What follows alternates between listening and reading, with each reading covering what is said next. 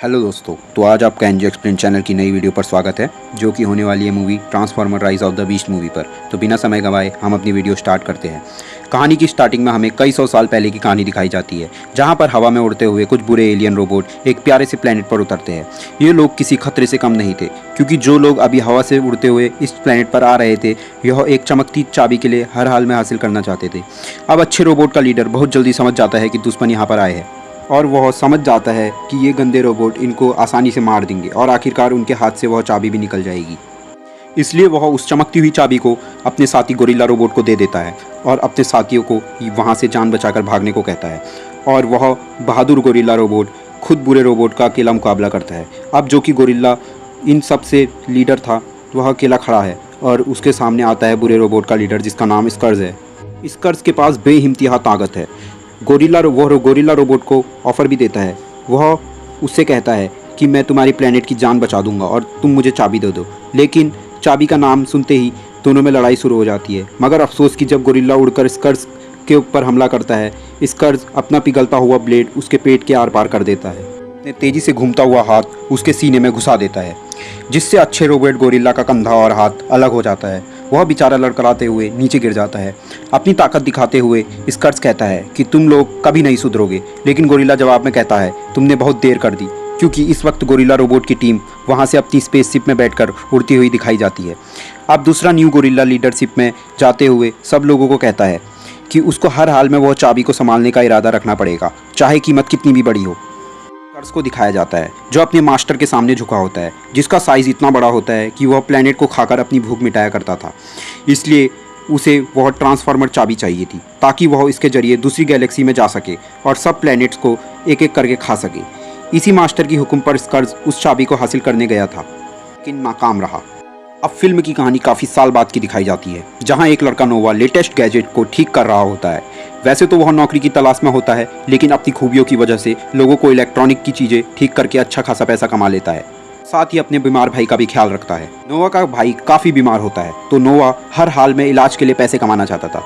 वह अपने भाई को हौसला देता है कि तुम परेशान मत हो, हम मिलकर कुछ कर लेंगे। वह कहता है, तुम हिम्मत न खोना, मैं हूं ना तुम्हारे साथ। दूसरी तरफ हमें एक लड़की अलीना को दिखाया जाता है, जो एक आर्कियोलॉजिस्ट है, यानी कि पुरानी हिस्ट्री से जुड़ी हुई चीज़ों के बारे में इंफॉर्मेशन रखती है और उसको अच्छे से समझती है। यहाँ अलीना को एक ईगल का छोटा सा स्टैचू दिखता है, जो काफ़ी पुराना था। उसे यह देखते ही मालूम पड़ जाता है कि यह चीज़ उसने आज तक नहीं देखी। वह उस स्टैचू पर बने हुए निशान और सिंबल को देखकर काफ़ी हैरान होती है। दूसरी तरफ नोवा को दोबारा दिखाया जाता है, जो हॉस्पिटल में जाता है, लेकिन डॉक्टर्स बहुत ज़्यादा पैसे मांगते हैं, जिसके बाद वह जॉब इंटरव्यू के लिए भी जाता है, लेकिन देर से पहुंचने की वजह से उसका इंटरव्यू कैंसिल कर दिया जाता है।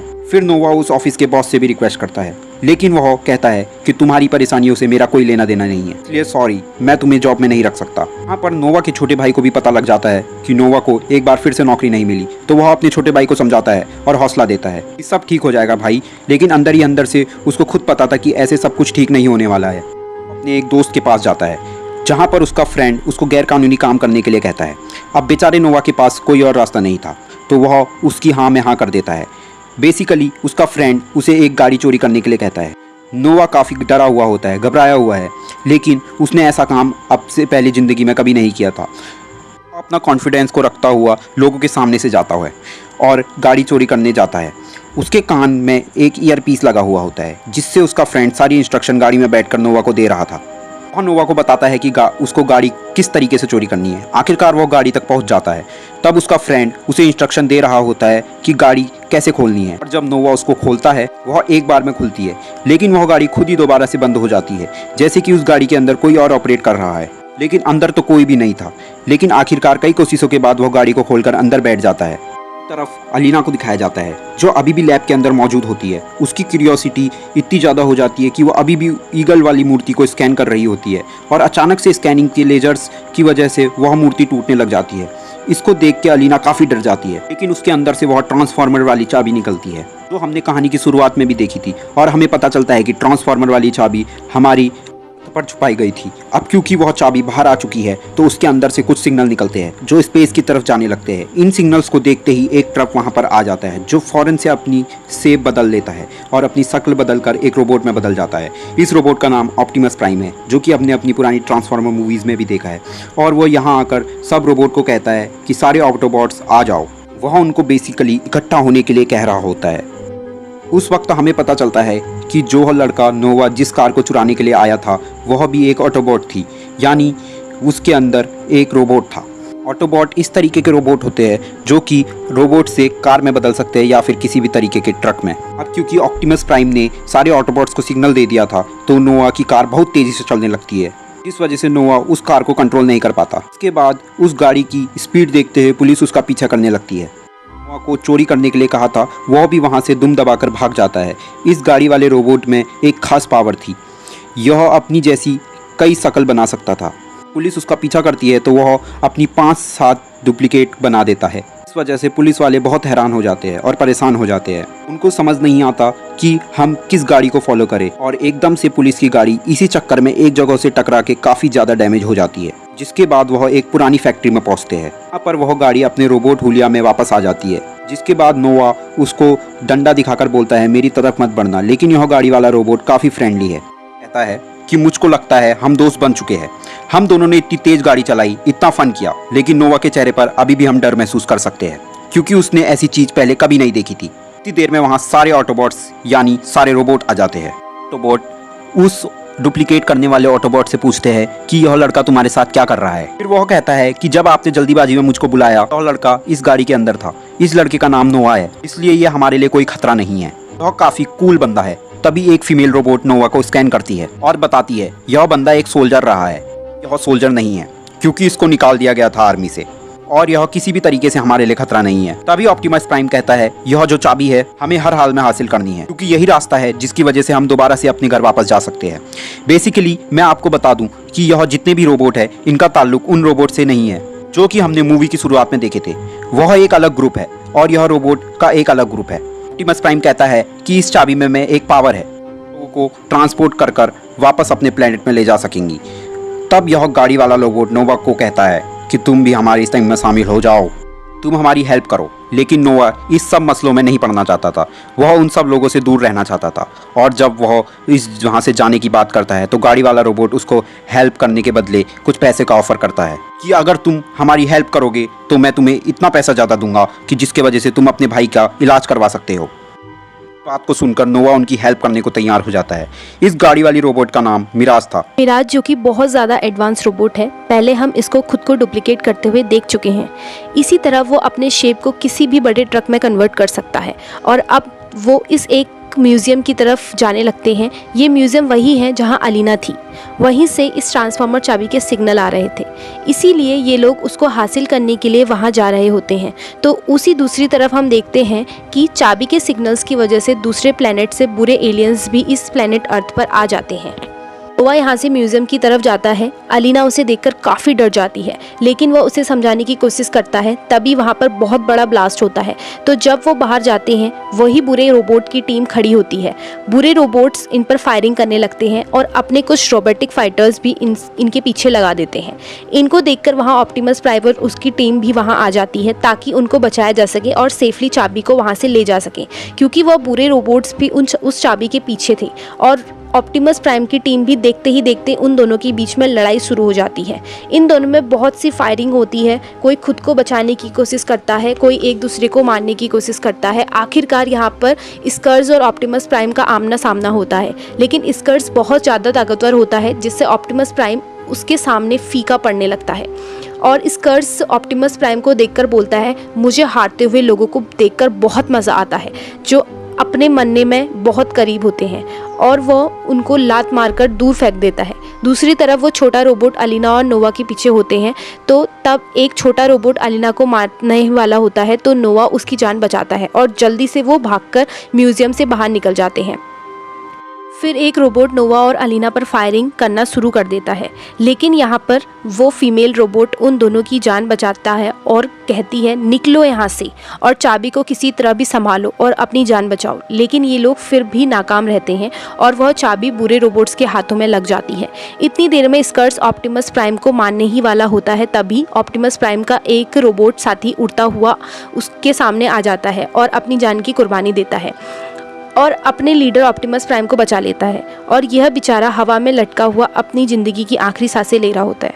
जबकि ऑप्टिमस प्राइम ज़मीन पर लेटा हुआ अपने ही साथी को अपनी आंखों से मारता हुआ देख रहा होता है। अब स्कर्स दोबारा से ऑप्टिमस प्राइम को मारने ही वाला होता है तो वहाँ बड़ी सी ईगल रोबोट आ जाती है और वहाँ पर बड़ा सा ब्लास्ट कर देती है। बुरे रोबोट जब उसे देखते हैं तो वह बोलते हैं अब आएगा लड़ने में मज़ा, लेकिन स्कर्स बोलता है नहीं, जो हमें चाहिए था वो हमने हासिल कर लिया है, चलो यहाँ से। इतनी देर में वहाँ पर पुलिस आ जाती है और यह सब लोग वहाँ से निकल जाते हैं क्योंकि वो अपनी असली आइडेंटिटी इंसानों को नहीं दिखा सकते। फिर एक वीरान जगह पर आकर ऑप्टिमस प्राइम बहुत दुखी होता है।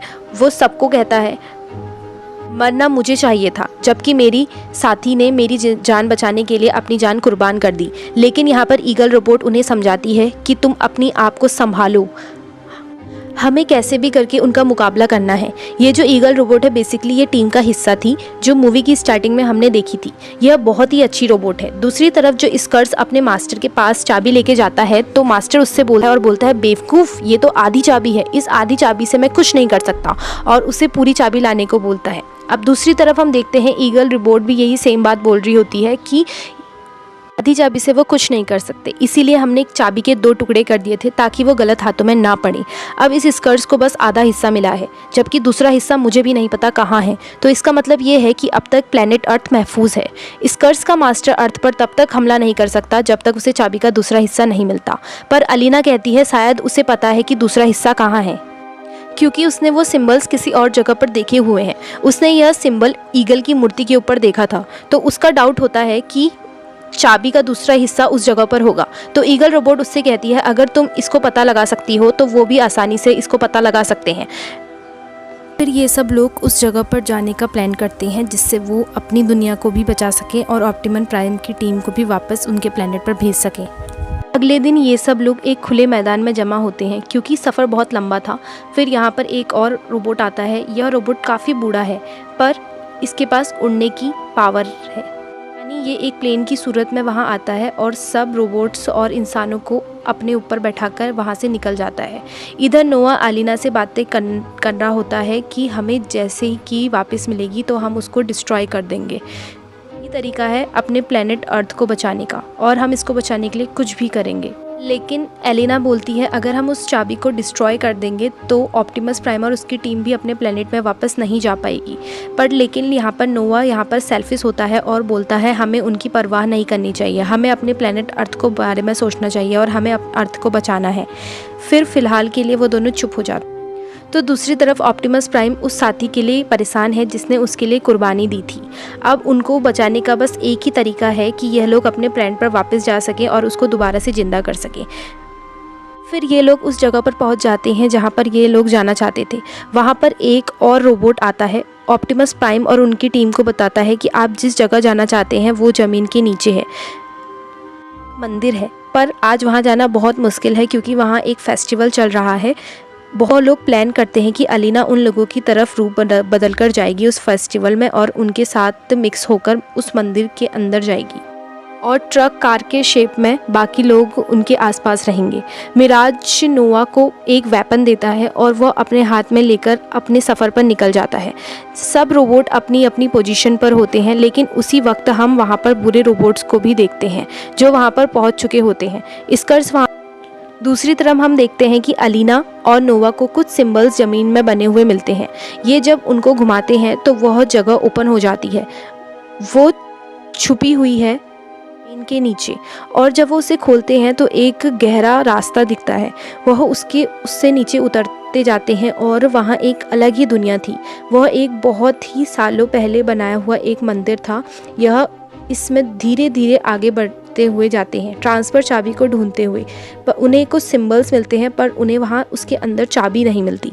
फिर वो लोग ऑप्टिमस प्राइम और उसकी टीम के पीछे लग जाते हैं और उनके ऊपर हमला करने लग जाते हैं। फिर उसके बाद ऑप्टिमस प्राइम अपना ट्रक का शेप बदलकर अपने रोबोटिक बॉडी में आ जाता है और उनके ऊपर गन से फायरिंग करने लगता है। फिर उसके बाद फीमेल रोबोट भी एक गाड़ी के ऊपर चढ़कर उनके ऊपर फायरिंग करने लग जाती है और एक बुरा रोबोट वहाँ पर मारा जाता है। अब फिर से ऑप्टिमस प्राइम और स्कर्स दोनों आमने सामने होते हैं। ये दोनों भागते हुए एक दूसरे की तरफ जा रहे होते हैं, जैसे कि आज एक दूसरे को मार ही डालेंगे और इन दोनों में से कोई एक ही जिंदा रहेगा। उसी टाइम उड़ते हुए ईगल रोबोट वहाँ पर आ जाती है और ब्रिज पर फायर कर देती है, जिससे वो दोनों अपनी अपनी जगह पर ही खड़े रह जाते हैं।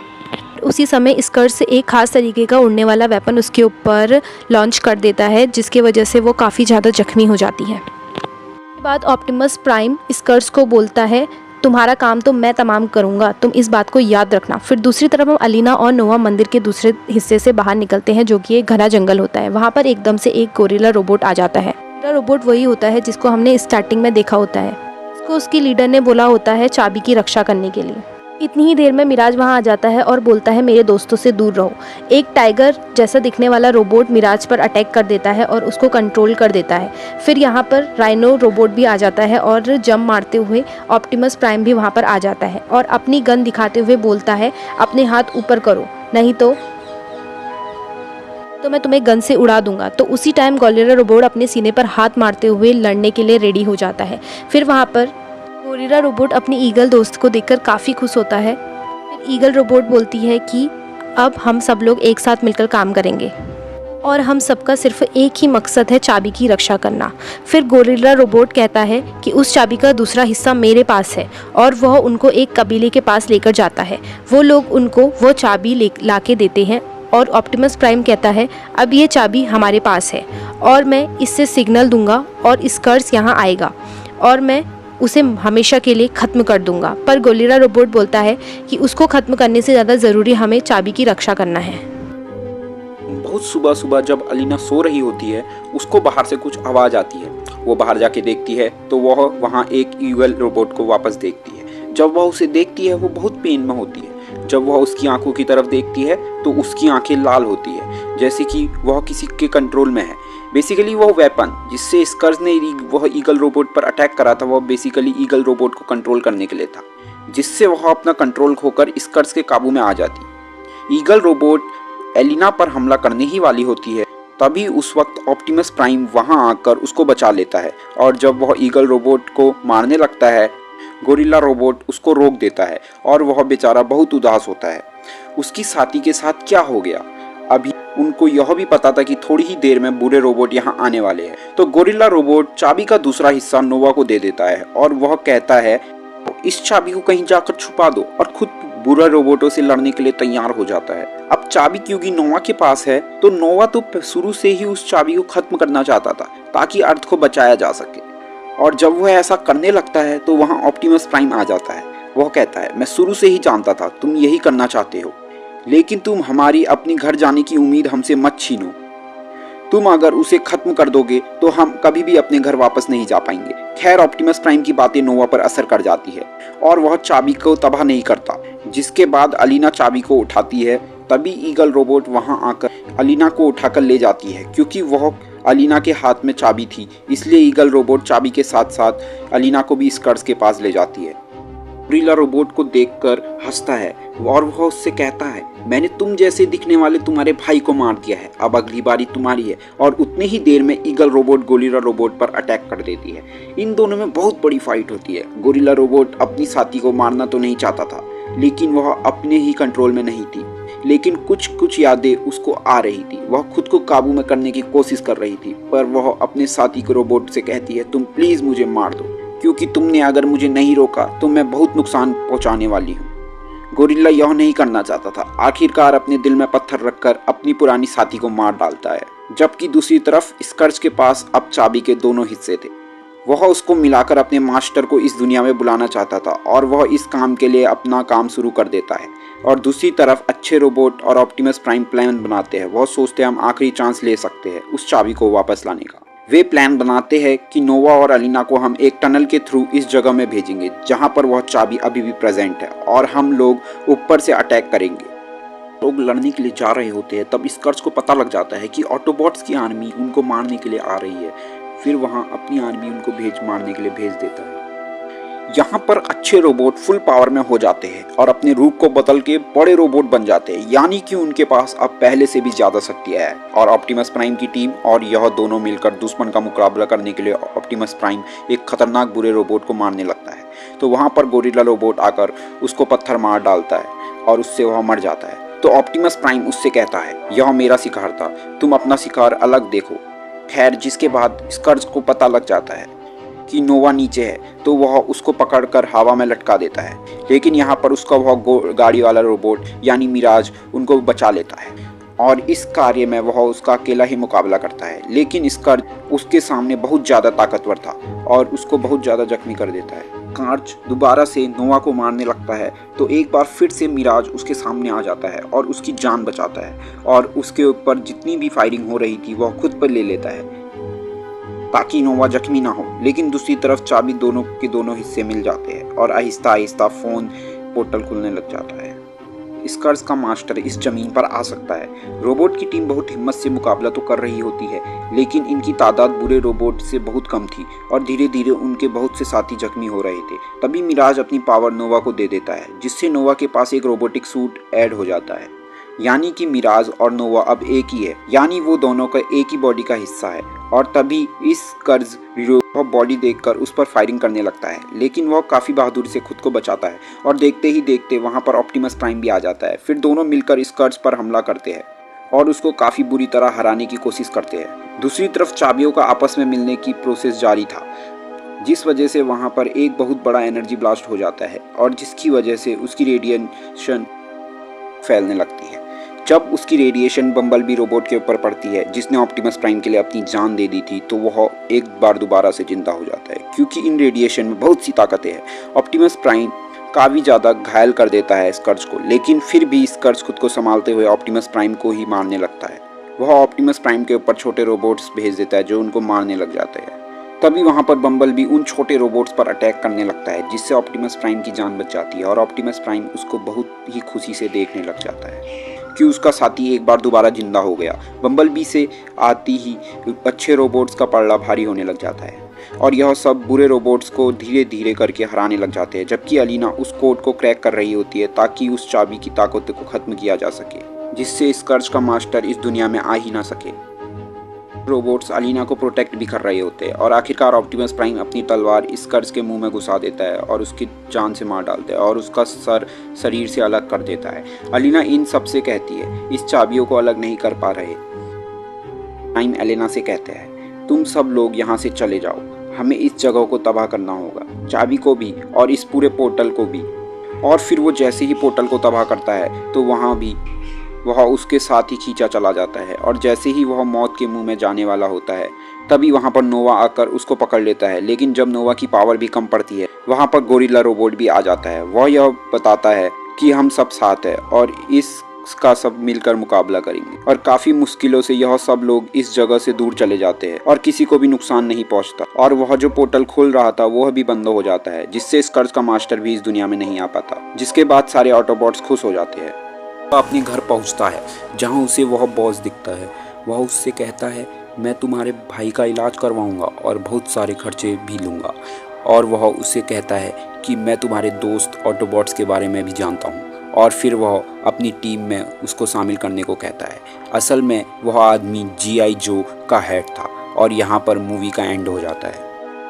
आशा करता हूँ आपको यह वीडियो बहुत पसंद आई होगी। तो अगर आपको यह वीडियो पसंद आई तो NJ एक्सप्लेन चैनल को सब्सक्राइब कर दीजिए। आगे आपके लिए हम बहुत बेहतरीन एक्सप्लेनेशन लाने वाले हैं। आपका वीडियो देखने के लिए धन्यवाद।